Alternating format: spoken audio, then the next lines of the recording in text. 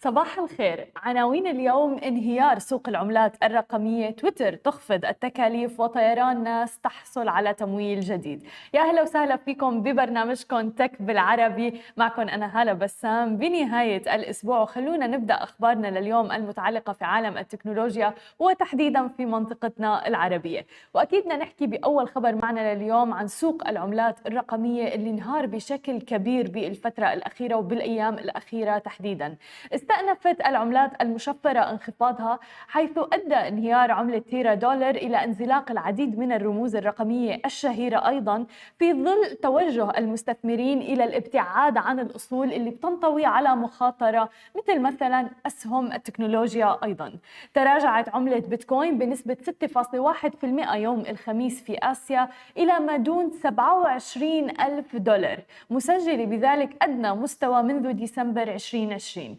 كما هو أيضا سعر إثيريوم بنسبة 12%، وانخفضت أيضا رموز مميزة أخرى مثل سولانا وغيرها اللي عم تدعم بعض البروتوكولات التمويل اللامركزية الرئيسية، وبعد ما سجلت في وقت سابق مكاسب بنسبة مضاعفة، ولكن المسيرة تعثرت. كانت بيتكوين واللي هي طبعا أكبر عملة مشفرة في العالم قد خسرت يوم الأربعاء تحديدا 7.23% من قيمتها، لتنخفض إلى سعر 28 ألف دولار، وهي الآن منخفضة 40.4% عن أعلى مستوى لها خلال العام البالغ 48 ألف دولار، واللي سجلته في 28 مارس تحديدا. بيتكبد قطاع العملات المشفرة عموما خسائر فادحة خلال الأسبوع، حيث لا تزال معنويات المستثمرين تجاهها هشة جدا. تأثرت معنويات المتعاملين أيضا في سوق العملات المشفرة بسبب ارتفاع التضخم في الولايات المتحدة الأمريكية، مما يشير إلى ارتفاع حاد جدا في أسعار الفائدة، واللي عم بتشكل بيئة غير مواتية للأصول عالية المخاطر.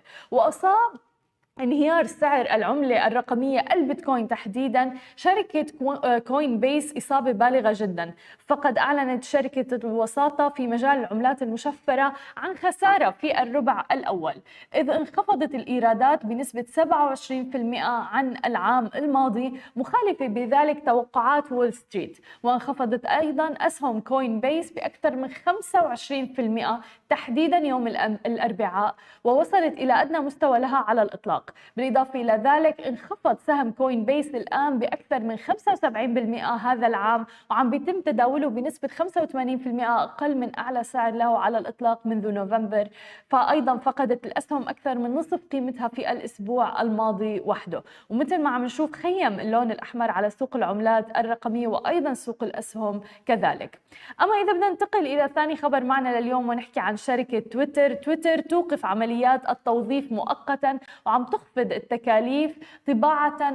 طبعا مثل ما عم نشوفه عم بيأكد متحدث باسم تويتر يوم الخميس تحديدا بأنه الشركة أوقفت معظم عمليات التوظيف مؤقتا، ورح يغادر 2 من المديرين التنفيذيين الشركة. تأتي هذه الأخبار في الوقت اللي عم بيسعى فيه طبعا الملياردير الأمريكي إيلون ماسك لإتمام صفقته البالغة 44 مليار دولار لشراء الشركة وتحويل ملكيتها إلى شركة خاصة.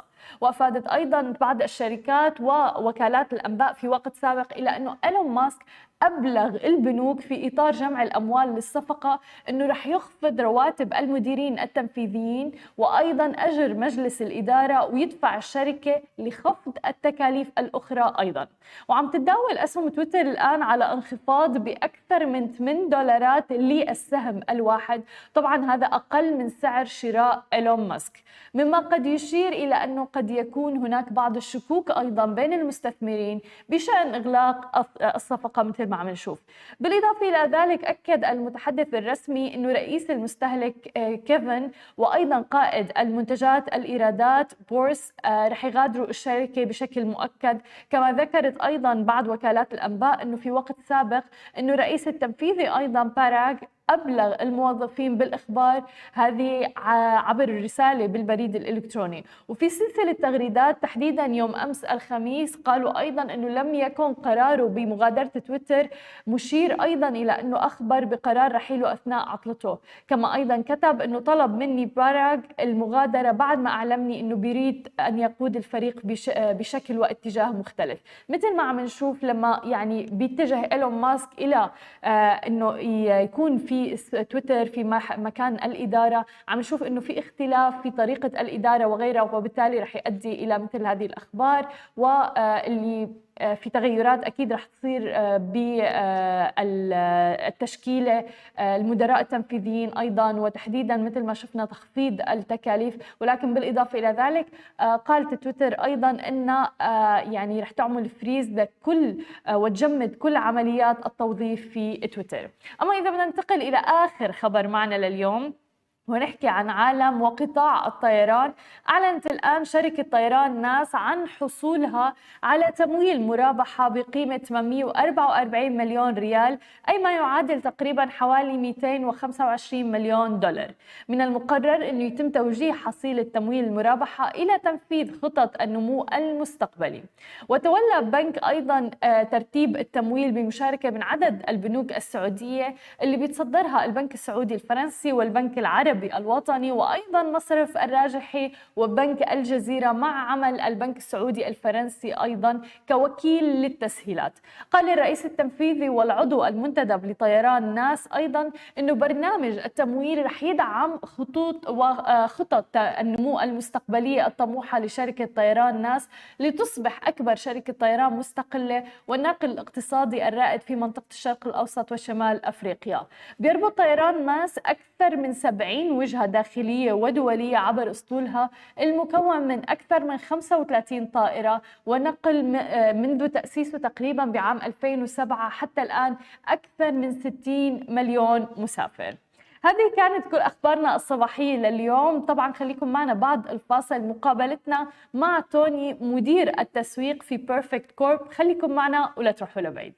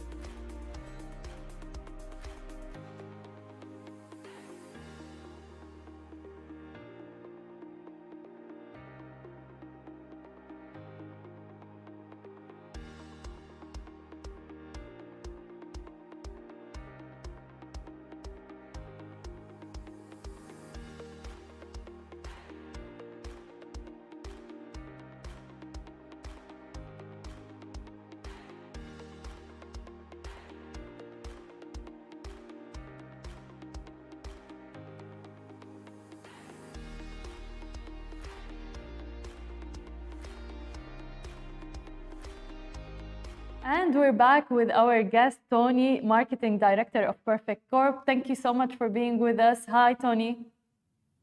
Hi, hello, good morning, and thank you for having me. And also good morning to the audience watching online. Good morning to you too. We would like first to know more about Perfect Corp. Tell us more about the technology as well. Sure.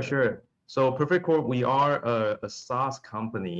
So we develop technologies for the beauty brands. So we primarily focus on AR and AI technologies. It's mostly about the virtual trial experience and bringing the digital experience to the brands.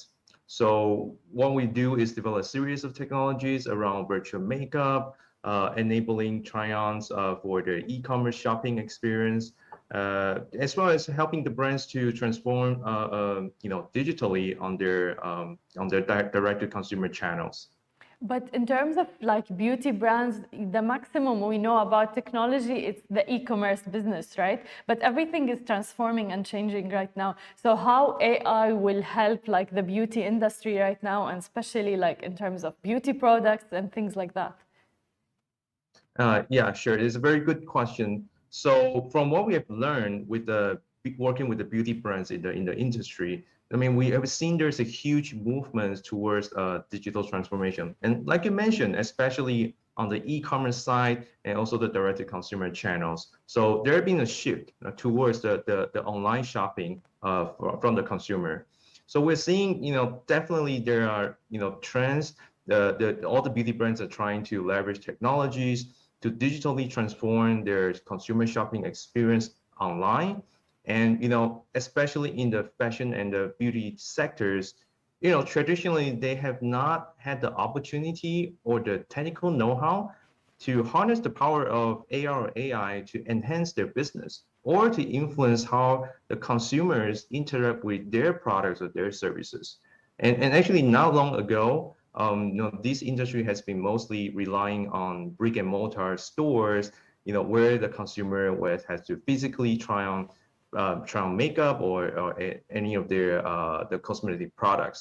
So, as consumer behavior continues to change, the beauty and fashion industry actually has increasingly become aware of the needs to actually leverage AR and AI to enter their, the next stage of their growth. So this market trend is primarily driven, I would say, by three main factors. So first one will be, the emergence of the new technology. A lot of the technology that we are seeing right now, it wasn't available back then. So this is one of the very first factor.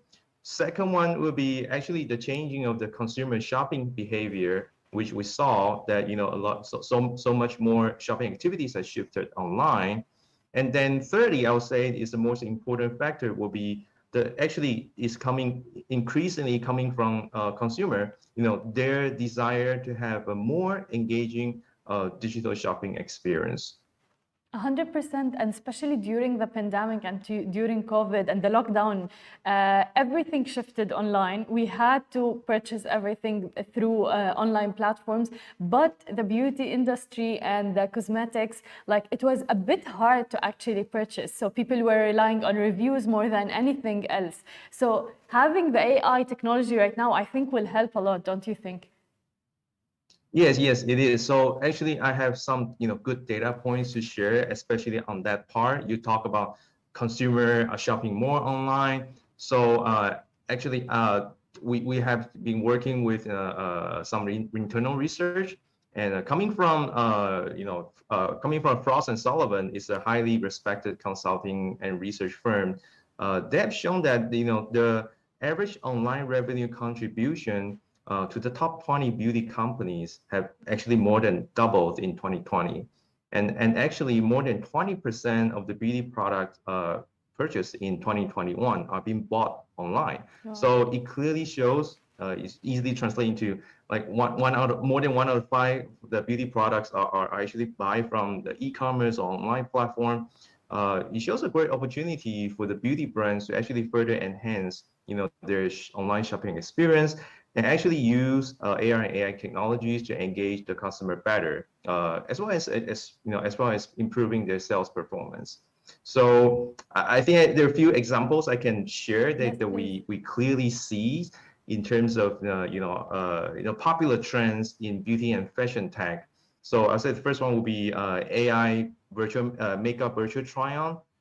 So basically, it's the experience that we can enable on through our technology, we can enable on any brand's e-commerce websites, on any of the consumers' devices with a camera very easily. So for example, if the consumer is trying to shop online, in the past when the AI and AR try-on technology weren't available, the most they gotten from the shopping experience is probably looking at product pictures, reviews, and maybe a model showing how the makeup has been put on to the model's face. But then with AI and AR technologies, with the virtual try-on experience, consumer will be able to enable their camera and actually put on the product virtually on their face. So for anything like lipstick, lip liner, foundation, blush eyebrows, or eyeshadows, anything that can be applied to the face for the cosmetic products can be tried on virtually through the technology. So this is one of the example that we're seeing is happening pretty much everywhere. Are there any challenges in this technology? Let's talk a bit about behind the scenes, because like maybe different face structure or different skin color and things like that. Yes, definitely. So most of our solutions are developed in conjunction with AI. So if we're talking about this virtual try-on, is more about the AR experience, AR technology, right? But in order to make the AR try-on experience authentic, we incorporated AI, machine learning, deep learning into our technology. So one of the things you mentioned is the accuracy. That's highly important, because when you are enabling the virtual makeup experience, you wanted to make sure the consumer is having the most authentic experience. It's like as if they are really wearing the product in the camera as they see, just like a mirror. They're seeing into the mirror. The makeup has been put on digitally on their face. So tracking accuracy is one of the very important factor that we actually spend a lot of time to fine tune and improve to make sure that when the virtual products have been put on a consumer's face, it will follow the consumer's face very, very precisely. So it creates the sensation of it's almost like real. So when that will let the consumer experience the product with a much deeper engagement. So they'll be able to see all the fine details, how the eyeshadow look like on their around their eye area. Like we develop different type of texture, lighting effects to recreate the shimmerings, the matte textures, even the metallic look and feel, these type of things. So that will be one area that we actually focus a lot on and actually rely on AI to make that happen. And besides that, we also extended and our AI development into something more. So we talk about makeup already, right? So that's one of the things the technology is super good at. And then we're also thinking about can we use the AI technology to expand into other product categories like skincare?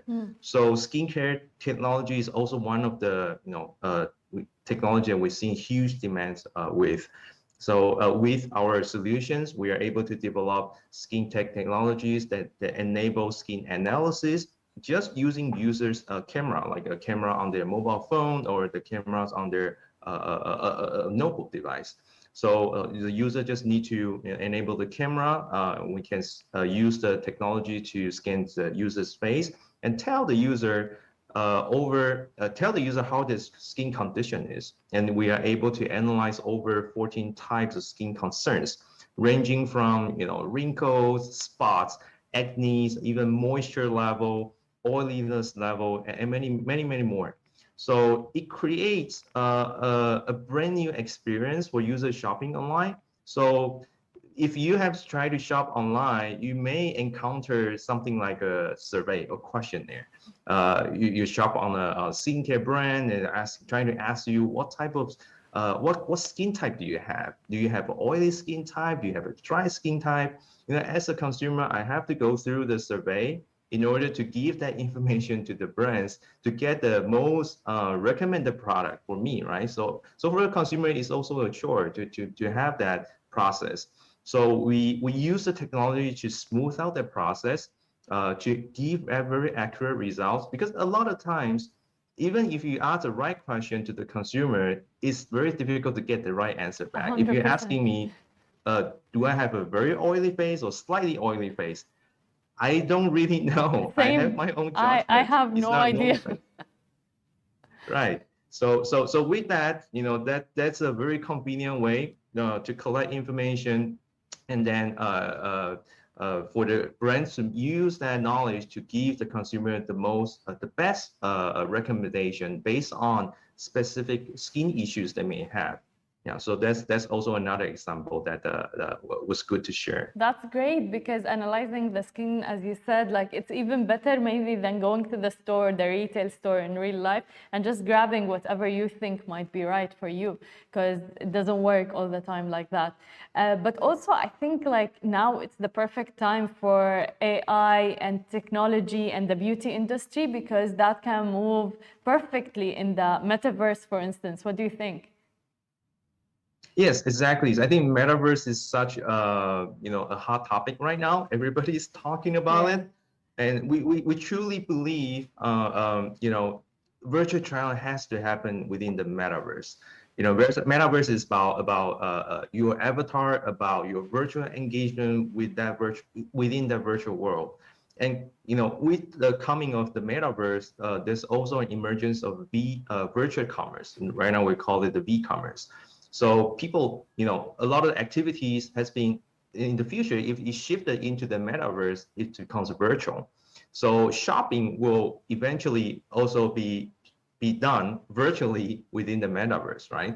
So that will be like some kind of natural progression for that to happen. So given what we're seeing right now, virtual try-on, the digital engagement is such an important element during the user's shopping journey. We believe the try-on experience is also will be becoming very important in the metaverse. So that's one of the things Exactly. we are as a company we're spending a lot of time to develop new technologies around that. Yeah, exactly. And that's literally where the future is. Tony, thank you so much for being with us, and best of luck in Perfect Corp. Thank you so much for having me. Thank you. Thank you so much. شكرا لكل الناس اللي تابعتنا، بتمنى لكم نهاية أسبوع سعيدة. بشوفكم أنا يوم الاثنين بنفس الموعد. نهاركم سعيد جميعا.